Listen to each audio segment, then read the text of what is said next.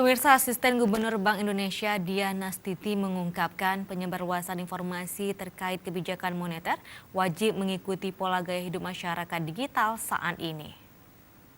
Sebagai informasi, pelatihan akan berlangsung selama 2 hari dengan 5 topik pembahasan. Demikian dikemukakan Asisten Gubernur Bank Indonesia Diah Nastiti saat membuka pelatihan wartawan daerah Bank Indonesia di Jakarta 20 November 2017. Menurut dia, kebijakan itu harusnya dapat dipahami seluruh masyarakat, seluruh umur, dan juga dilaksanakan.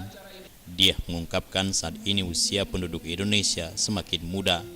Sesuai data Badan Pusat Statistik tahun 2016, rata-rata umur orang Indonesia 28 tahun dan 65% di bawah 39 tahun. Merujuk hal itu, maka bisa dikatakan sebagian besar penduduk Indonesia adalah digital native, yaitu mereka yang dibesarkan di era digital.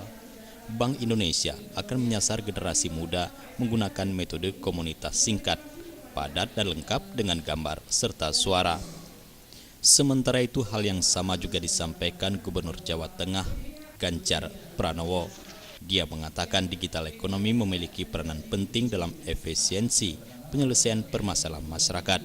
Selain memanfaatkan teknologi sosial media sebagai alat komunikasi, Ganjar pun menggunakan aplikasi sistem informasi harga dan produksi komoditi untuk pengendalian inflasi daerah.